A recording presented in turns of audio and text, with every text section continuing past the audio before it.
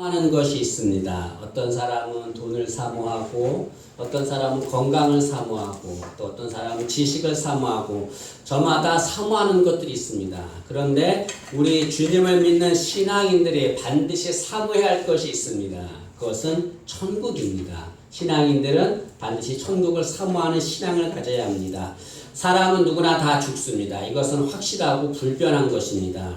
죽음은 누구도 피할 수 없는 겁니다. 그런데 죽음으로 끝나는 것이 아니라 죽음 후의 삶에 대해서 여러 가지 주장들이 있습니다. 크게 세 가지가 있는데요. 첫째로는 죽음 후에는 아무것도 없다라는 주장이 있습니다. 이것은 영원 멸절 사상이라고 해요. 불신자들이 주장하는 겁니다. 불신자들은 우리는 죽으면 영혼은 다 멸절되기 때문에 죽음 후에는 아무런 삶이 없다라고 말합니다. 그런데 이 영혼 멸절 사상을 주장하면 잘못된 두 가지에 빠지게 됩니다. 첫째는 허무주의에 빠지게 되는 거죠. 죽으면 끝인데 열심히 살아서 무엇하나라고 허무주의에 빠지게 됩니다. 또 하나는 쾌락주의에 빠지게 되죠. 이 세상 한 번 살다 죽는데 내가 하고 싶은 거, 내가 놀고 싶은 거 캐세라 세라 하면서 마음껏 쾌락에 빠지는 경우가 되죠. 여러분, 영원 멸절 사상은 잘못된 것입니다. 또 어떤 사람들은 죽은 후에는 다른 것으로 태어난다라고 주장합니다. 이것은 윤회 사상이죠. 이것은 불교에서 주장하는 겁니다. 그런데 이 불교에서 윤회 사상을 주장하는 것에는 문제가 있습니다. 불교에는 불교를 유지하는 두 개의 큰 사상이 있어요. 하나는 윤회 사상이고 하나는 무아 사상입니다. 윤회 사상은 사람이 죽은 다음에 다른 생명으로 태어난다는 걸 말해요. 무아 사상은 나는 아무것도 아니라는 것을 말합니다. 윤회 사상은 나는 존재한다는 말이고 무아 사상은 나는 존재하지 않는다는 말입니다. 여러분, 내가 존재하지 않는데 어떻게 내가 다음 세상에 다른 것으로 태어날 수 있습니까? 또 내가 다음 세상에 다른 존재로 태어나는데 어떻게 내가 아무것도 아닌 존재가 될 수 있습니까? 윤회 사상을 인정하면 무아 사상을 배척하게 되는 거죠. 무아 사상을 인정하면 윤회 사상을 배척하게 되는 겁니다. 때문에 불교에서 말하는 윤회 사상은 옳은 것이라 할 수 없습니다. 또 하나는 죽은 후에 또 다른 삶이 있다고 주장하는 겁니다. 이것은 우리 기독교에서 주장하는 거죠. 기독교는 죽음 후에 천국과 지옥이 있다라고 주장합니다. 기독교는 죽음이라고 하는 것은 끝이 아니라 또 다른 세계로 들어가는 문이다라고 주장을 합니다. 여러분, 죽음은 확실한 겁니다. 죽음이 확실하듯이 죽음 후의 삶도 확실히 있는 겁니다. 죽음 후에 천국의 삶도 확실히 있는 거죠. 우리는 천국을 믿는 신앙이 되어야 합니다. 그런데 이 성경에는 천국에 대해서 설명을 하는데요, 상세하게 설명해 있지 않습니다. 그렇게 상세하게 설명하지 않는 이유가 있습니다. 그것은 아무리 설명을 해도 인간들이 그 천국을 온전히 이해하지 못하기 때문에 그렇습니다. 예를 들어서 여러분, 요한계시록 21장 21절에 보면 천국이 어떤 곳이냐면 황금길이 있고 12 진주문이 있는 곳이다 라고 묘사합니다. 그러면 실제로 천국에 가면 길이 황금길이고 12개의 진주문이 있는 그런 걸 천국입니까? 그것이 나와 무슨 상관이 있습니까? 내가 황금길을 걷는 게 12 진주문을 통과하는 게 무슨 의미가 있습니까? 그런 것이 천국이라면 구태여 갈 필요 없어요. 이 세상에도 황금은 많이 있습니다. 그런데 사도 요한은 천국을 보고 나서 천국은 황금길이 있고 12 진주문이 있는 곳이다 라고 표현합니다. 이렇게 표현한 이유가 무엇이냐면 천국이 그만큼 아름다운 곳이라는 것을 설명하는 거예요. 여러분, 이 당시에는 가장 아름다운 것이 뭐였냐면 보석이었어요. 진주고 황금이었습니다. 사도 요한이 천국을 보고 왔는데 천국이 너무나 아름다운데 인간의 언어로 표현할 수가 없는 거예요. 너무나 아름답기 때문에. 근데 그 당시에 가장 아름다운 황금, 진주 이런 것들 가지고 아마 그때 다이아몬드가 있었으면 천국은 다이아몬드 같다라고 말했을지 모르겠습니다. 그만큼 천국이 아름다운 곳이라는 것을 말하는 거죠. 인간은 천국을 온전히 이해할 수가 없는 겁니다. 특히 우리가 읽지 않았지만 요한계시록 21장 1절에 보면 천국을 새하늘과 새 땅이다 라고 표현하고 있습니다. 새하늘과 새 땅이라는 것은 뭘 말합니까? 새로운 하늘, 새로운 땅이라는 거예요. 이전 것이 아니라는 거예요. 이전 하늘과 이전 땅이 아니라 새로운 하늘과 새로운 땅, 가장 아름다운 곳이라는 것을 말하는 거죠. 천국은 인간의 언어로 설명할 수 없는 가장 아름다운 곳입니다. 근데 오늘 본문 말씀에 보면 그 천국이 어떤 곳인가에 대해서 설명을 합니다. 하나는 천국이 없는 것을 얘기하고 또 하나는 천국에 있는 것을 얘기합니다. 천국에 없는 것은 무엇입니까? 천국에는 저주가 없다라고 말합니다. 3절 말씀 보시죠. 3절 상반절 보시면 다시 저주가 없으며 라고 말합니다. 천국에는 저주가 없습니다. 저주가 없다는 말은 사망이나 고통이나 애통이나 아픔이 없다는 말이죠. 왜 천국에는 저주가 없을까요? 천국에는 죄가 없기 때문에 그렇습니다. 저주는 왜 생겨났습니까? 죄로 인해서 생겨난 거죠. 하나님께서 6일 동안 세상을 창조하셨어요. 그 창조하신 세상은 너무나 아름다웠습니다. 하나님이 보기에 좋았더라, 좋았더라, 좋다, 좋다 그랬어요. 저주가 없는 그런 세상이었습니다. 그런데 아담이 하나님 명령을 어기고 선악과를 먹고 범죄했습니다. 그로 인해서 저주가 들어오게 된 거죠. 창세기 3장 17절에 선악과를 먹은 아담에게 하나님의 심판이 를 말씀합니다. 아담에게 이르시되 내가 내 아내의 말을 듣고 내가 네게 먹지 말라 한 나무의 열매를 먹었은즉 땅은 너로 말미암아 저주를 받고 라고 말합니다. 왜 저주가 왔는가? 죄 때문에 저주가 온 거죠. 이 세상은 저주가 있습니다. 왜냐하면 죄가 있기 때문에 그렇습니다. 천국에는 저주가 없는 것이죠. 특히 21장 1절에 보면 천국에는 바다가 없다라고 말합니다. 우리 요한계시록 21장 1절 말씀 보시면 또 내가 새 하늘과 새 땅을 보니 처음 하늘과 처음 땅이 없어졌고 바다도 다시 있지 않더라. 천국에는 바다가 없다라고 말합니다. 성경에서 바다라고 하는 것은 악함과 저주를 상징합니다. 요한계시록 13장에 보면 어떤 내용이 나오냐면 이 바다에서 한 짐승이 올라와요. 근데 이 짐승이 뿔이 열이고 머리가 7입니다. 근데 이 짐승이 용과 합세를 해요. 사탄과 합세하는 거죠. 사탄과 합세해서 어떻게 했냐면 하나님을 비방합니다. 하나님을 대적한다는 거죠. 이것은 뭘 말합니까? 바다는 악하고 저주가 있는 곳이라는 것을 말하는 거죠. 천국에 바다가 없다는 것은 뭘 말합니까? 저주가 없다는 것을 말하는 거죠. 대신에 천국에는 바다가 없는 대신에 뭐가 있냐면 생명수가 있어요. 생명수가 흐르고 생명나무가 있고 거기에 많은 과일이 있습니다. 천국에 가면 우리 생명수를 마셔요. 그리고 생명나무에 있는 과일을 먹습니다. 여기서 생명수를 마시고 생명 과일을 먹는다는 걸 뭘 말합니까?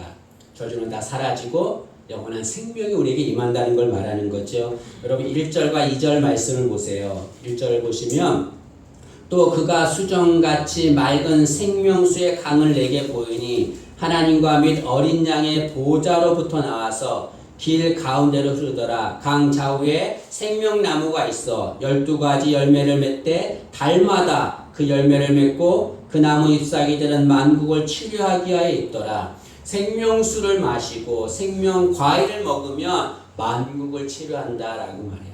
저주가 사라진다는 것을 말하는 거죠, 여러분.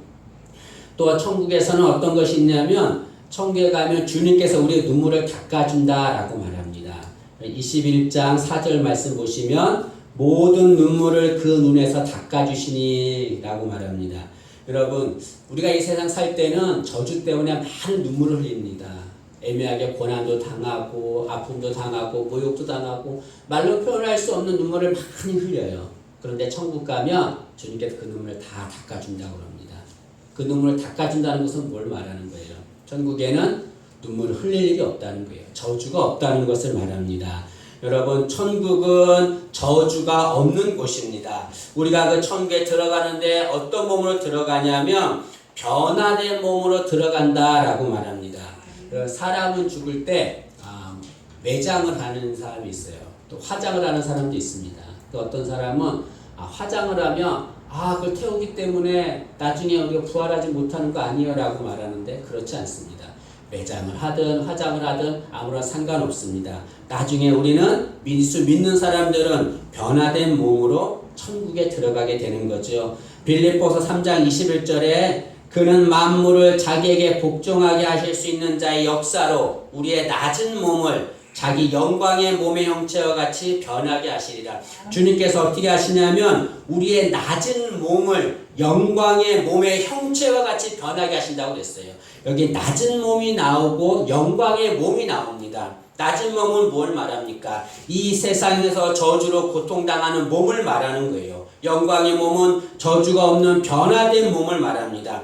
이 세상에서는 저주로 인해서 우리는 낮은 몸으로 살아요. 늘 고통당하고 아파하고 그런 몸으로 삽니다. 그러나 천국에서는 어떤 몸이 되는가? 그 저주에 있는 몸이 다 사라지고 영광스러운 몸으로 변화된다는 거죠. 그런 몸으로 우리가 천국에 들어간다라고 말합니다. 이 세상에서는 저주로 살지만 천국에는 절대로 저주가 없는 거죠. 여러분, 이 세상 살아갈 때 예수를 믿어도 많은 고난이 있지요. 어려움이 있지요. 나름대로 열심히 신앙생활 했다고 했는데도 많은 아픔이 있습니다. 낮은 몸으로 살지요. 네, 여러분, 이 세상에서 삶이 전부는 아닙니다. 천국의 삶이 있습니다. 그때는 이 낮은 몸이 영광스러운 몸, 변화된 몸으로 바뀌게 될 줄로 믿습니다. 때문에 지금 힘들고 어려워도 끝까지 믿음 지키면서 사는 우리 되기를 간절히 원합니다. 세상에서 힘들고 어려워서 자살하는 사람들이 있습니다. 그러나 여러분들, 그들도 천국을 사모하면 절대로 자살하지 않습니다. 담대하게 믿음 생활할 수 있습니다. 이 낮은 몸만 바라보기 때문에 힘들고 어려워서 자살하고 잘못된 생각을 하는 거죠. 우리는 낮은 몸으로 사는 것이 아니에요. 이것으로 끝나는 거 아닙니다. 영광의 몸이 있습니다. 세상에서 질병 때문에 힘들고 어렵고 이런 낮은 몸이지만 우리는 어떤 몸으로 변화됩니까? 영광의 몸으로 변화될 줄로 믿습니다. 천국은 저주가 없는 곳이죠. 그 다음에 또 천국에는 어떤 곳이냐면 천국은 주님이 계신 곳이다 라고 말합니다. 4절 말씀을 보시죠. 4절 보면 그의 얼굴을 볼 터이요 라고 말하는데 그의 얼굴은 주님의 얼굴을 말하는 거죠. 여러분, 우리가 천국을 사모해야 될 이유가 무엇입니까? 가장 큰 이유가 그곳에 주님이 계시기 때문에 그렇습니다. 그리고 성도의 최고의 복이 뭘까요? 그것은 주님의 얼굴을 뵙는 겁니다. 여러분, 상상을 해보세요. 나를 사랑하시고 나를 구원하신 주님, 그 주님의 얼굴을 뵙는 게 얼마나 큰 복이겠습니까? 상상만 해도 설레이잖아요. 천국에 가면 그 주님의 얼굴을 본다라고 말합니다. 고린도전서 13장 12절에 말하기를 우리가 지금은 거울로 보는 것 같이 희미하나 그때는 얼굴과 얼굴을 대하여 볼 것이요. 여기 보면 우리가 지금은 거울로 보는 것 같이 희미하나 주님의 얼굴을 거울로 보는 것 같이 희미하게 본다고 했어요. 그러나 그때는 언제입니까? 천국에 들어가는 때는, 그때는 얼굴과 얼굴을 대하여 볼 것이요. 주님과 얼굴을 대하여 본다라고 말하고 있습니다. 여러분, 파니 제인 크로스비라고 하는 여사가 있습니다. 이 여사는 찬송가를 9,000편 이상의 찬송가를 작사한 여인입니다. 우리 찬송가에도 한 23편이 이 여인이 작사한 것이 있습니다. 여사가 우리가 불렀던 찬양하라 복되신 구세주 예수, 이것도 파니 제인 크로스비 여사가 작사한 것입니다. 이 여사는 태어난 지 생후 6개월 만에 의사의 실수로 실명이 되었어요. 시각장애인이 되었습니다. 많은 사람들은 크로스비 여사를 불쌍하게 여겼습니다. 그러나 크로스비는 자신은 불쌍하다라고 말하지 않습니다. 그런 사람들의 말하기를 내가 시각장애인이 된 것을 주님께 감사드립니다. 왜냐하면 내가 천국에서 눈을 뜰 때 첫 번째로 보는 것이 주님의 얼굴이기 때문입니다 라고 말했습니다. 여러분, 이 세상은 힘들고 어렵지만 천국에서 주님의 얼굴을 보게 될 것입니다. 여러분, 얼마나 설렙니까? 얼마나 상상하면 얼마나 기쁜 일입니까? 그 천국에서 주님이 우리를 기다리고 계시는 거죠, 여러분. 스데반 집사 얘기를 하겠습니다. 스데반 집사는 복음을 전하다가 돌에 맞게 됐어요. 돌에 맞는데 얼마나 아프겠습니까? 그러나 그럼에도 불구하고 스데반 집사는 그들을 저항하지 않습니다. 원망도 불평도 하지 않습니다. 왜냐하면 천국에서 기다리시는 주님을 보았기 때문에 그렇습니다. 스데반 집사가 돌에 맞아서 고통당하고 있을 때 스데반이 하늘을 보자 거기에 놀라운 형상이 나타났습니다. 그것은 주님이 보호자에서 일어나서 스데반을 바라보고 있는 거예요.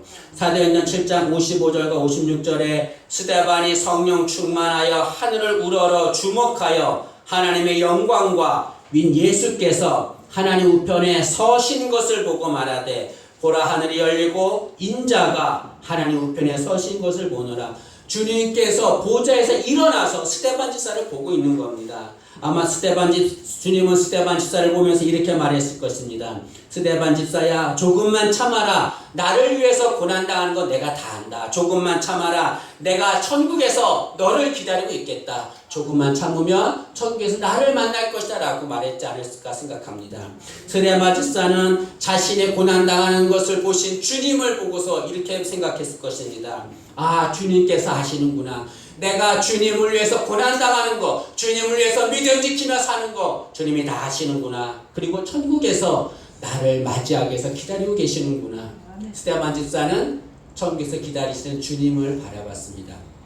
때문에 그 주님을 만난다는 생각 때문에 핍박도 견디고 순교하게 되는 거죠. 여러분, 이 세상에서 우리가 스데반 집사처럼 힘들고 어려움을 당해도 이 세상 끝 아닙니다. 우리를 기다리시는, 천국에서 기다리신 주님이 계십니다. 우리는 그 천국에서 주님을 만나게 될 줄로 믿습니다. 왜 주님은 천국에 계실까요? 그것은 주님이 천국을 만드신 분이기 때문에 그렇습니다.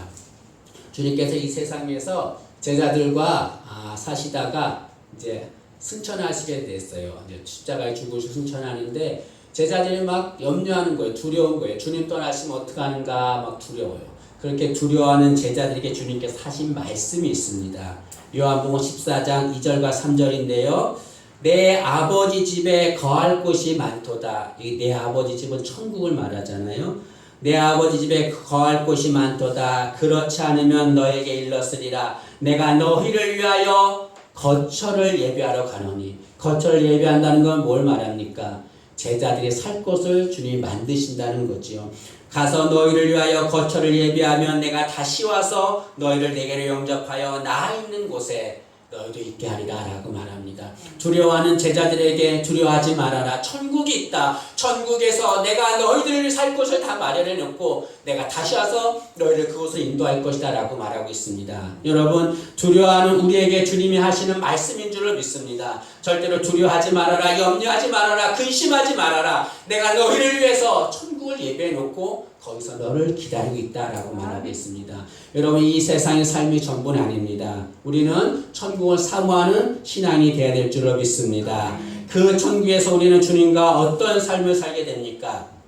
그 천국에서 주님과 주님께 예배를 드리며 살게 되죠. 3절 말씀을 다시 보시죠. 3절 보시면 다시 저주가 없으며 하나님과 그 어린 양의 보좌가 그 가운데 있으리니 그의 종들이 그를 섬기며, 여기 보좌에 계신 주님을 종들이 섬긴다라고 말합니다. 섬긴다는 것은 예배드린다는 것을 말하는 거죠.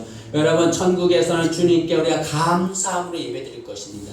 이 세상에 예배드리는 것보다 더 큰 감격으로 직접 주님을 보면서 주님께 예배를 드릴 것입니다. 때문에 우리가 이 세상에서 예배를 드리는 것은 어떤 삶을 사는 겁니까?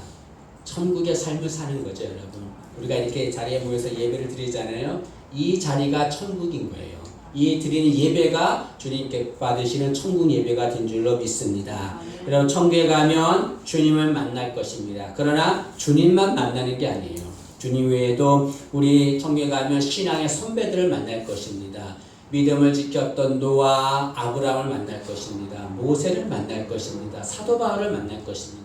그리고 더욱더 사랑하는 우리 가족을 천국에서 만나게 될 줄을 믿습니다. 이 세상에서 믿음 지키며 먼저 가신 우리 가족들, 그 가족들 천국에 다 있을 것입니다. 그 천국에서 그 가족들을 기쁨으로 만날 것입니다. 그리고 그 사랑하는 가족과 영원토록 주님께 예배드리게 될 줄로 믿습니다. 여러분, 천국은 정말 아름답고 놀라운 것입니다. 우리는 천국을 사모해야 됩니다. 그러나 많은 신앙인들이 이 천국을 사모하지 않습니다. 왜 그렇습니까? 사탄의 계략에 속기 때문에 그렇습니다. 사탄은 신앙인들이 천국을 사모하지 못하도록 만들어요. 그래서 이 세상을 너무나 아름답게 만들어요. 천국같이 만듭니다. 그래서 많은 신앙인들이 이 세상을 천국으로 여기게 만들어요. 이 세상을 천국으로 여기기 때문에 정말 우리가 가야 할 천국을 사모하지 않게 됩니다. 그러나 여러분, 이 세상이 아무리 아름다워도 이 세상은 절대로 천국이 아닙니다. 때문에 이 세상에 마음을 두어서는 안 됩니다. 이 세상은 영원하지 않는 거예요. 언젠가는 사라지고 마는 곳입니다. 영원한 곳은 천국밖에 없습니다. 우리는 천국을 사모하는 신앙이 되어야 될 줄로 믿습니다. 우리 믿음의 선배들이 있습니다. 그들은 늘 천국을 사모하며 살았습니다. 특히 손양원 목사님, 그 목사님은 이 고대가를 만들었어요. 찬양 고대가를 만들어서 그 고대가를 늘 불렀다고 합니다. 그 고대가의 한 대목이 뭐라고 나오냐면, 내 주님 자비한 손을 붙잡고 면류관을 벗어들고 찬송 부르면 주님 계신 그곳에 가고 싶어요. 오 주여 언제나 오시렵니까? 이 손양원 목사는 늘 주님이 계신 그 천국을 사모하며 살았습니다. 때문에 이 세상 힘들고 어려운 거 끝까지 믿음을 지키며 산 거죠. 여러분, 천국은 분명히 있습니다. 우리는 그 천국을 사모하는 신앙이 되어야 될 줄로 믿습니다. 히브리서 11장에는 믿음의 선배들에 대한 얘기가 나옵니다. 거기에는 이 세상에서 고난을 당하면서도 끝까지 믿음을 지킨 믿음의 선배들이 기록되어 있습니다. 그 믿음의 선배들이 그렇게 고난 당하면서도 믿음을 지킨 이유가 무엇입니까? 이 세상에서 고난이 끝이 아니기 때문에 그래요. 천국이 있음을 알고 그 천국을 사모했기 때문에 그렇습니다. 히브리서 11장 13절에서 16절에 이렇게 말합니다. 이 사람들은 믿음의 선배들이지요. 이 사람들은 다 믿음을 따라 죽었으며 그들이 이제는 더 나은 본향을 사모하니 곧 하늘에 있는 것이라. 이러므로 하나님이 그들의 하나님이라 일컬음을 받으심을 부끄러워하지 아니하시고 그들을 위하여 한 성을 예배하셨느니라 라고 말합니다. 이 믿음의 선배들은 세상에서 고난을 당하지만 이것이 끝이 아닌 걸 압니다. 이 세상에서 고난은 다 끝이 있는 거예요. 천국이 있는 것. 그 영원한 천국, 그 천국을 사모했습니다. 여러분, 우리도 마찬가지입니다. 힘들고 어려운 거 있죠. 그러나 이 세상의 끝이라고 한다면 우리가 무엇 때문에 신앙생활 하겠습니까? 이 세상 끝 절대 아닙니다. 천국이 있습니다. 죽음 후에 삶이 있습니다. 저주가 없는 곳, 주님이 우리를 기다리시는 곳, 그것이 천국입니다. 우리 모두가 다 주 앞에 가는 순간까지 그 천국을 사모하며 사는 자 되기를 간절히 소망합니다.